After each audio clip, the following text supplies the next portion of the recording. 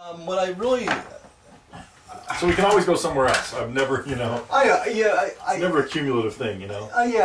But for me it's... I try, and I think this week was probably the first week in a very long time that I probably didn't focus a little bit more on something new.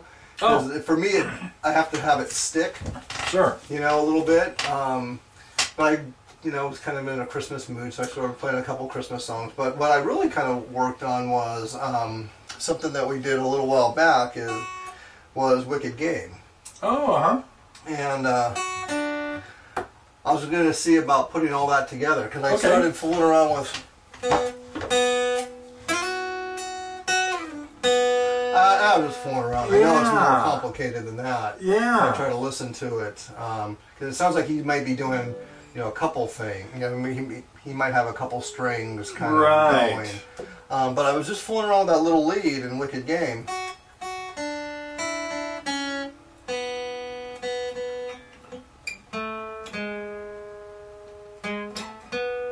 Good. Do it again. I should have hit that first. So you got it on the second string, and it worked out kind of okay. But yeah. Let me hear it again.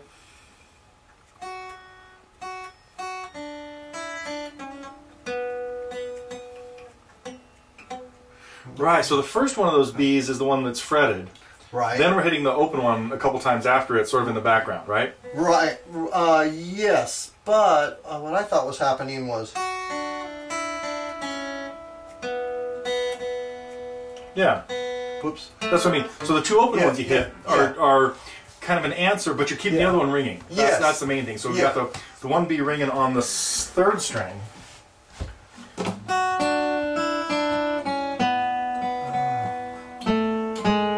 Oh, okay. You slid back with your index finger too. Something like that, I think, right? Yeah.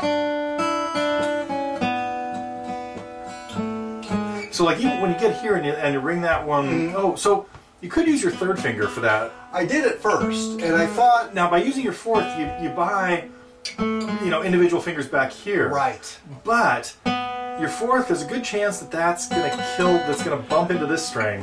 Better than good chance, I'll speak from experience. Yeah. And you know what sounds really good in there is when you get to that fretted B, is the open B's could even be more like strummed with even the first string added to them as well.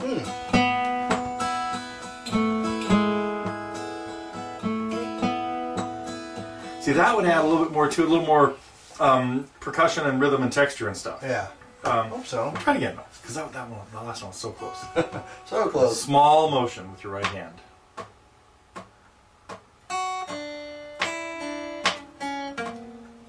Then eyes on the left hand.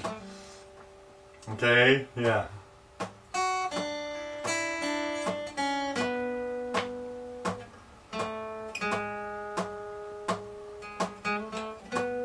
Yeah. The last set of notes. Play those again. Now, a little lower with your wrist. What I'd like to see you be able to do is not have to even move your first finger when your fourth finger goes down. So that when you're done, that you've got all those notes down at once. There's one of the things that helps, or one of the reasons you sometimes miss notes like that, is that that you're like letting go of stuff down here and moving your whole hand to try to try to get to this note. But your hands are big enough to be able to play, to spread out across 4 frets and not have to move. If your first finger's here and your fourth finger could be here, and they could be down together if you're in good hand position. There it is. See? And now, listen to that. Couldn't miss it. Okay? Because of the security of having the other 2 fingers down. Whereas now you try to do this, you know, especially this finger is just stabbing at the dark with no other reference point back here. Right.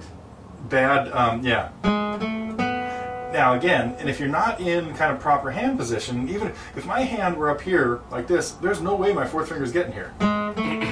Well, first of all, without terrible position, I'm not anywhere near the fret, and so I had to push really hard with not even the tip of my finger, you know. And so if I'd been here like this, what I'm going to do is do what you were doing there, which is move my hand to get that note at the 4th fret. Whereas if I prep it better here in the back, by again having lower and stuff,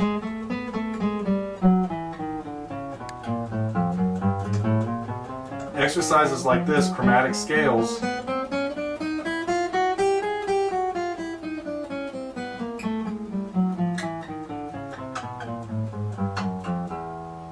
are really good to practice. And notice there was no motion this way, and relatively minimal motion of all the fingers. Let's put this back on your drill list, which is, so get way down low here, your thumb like right about in the middle of the neck.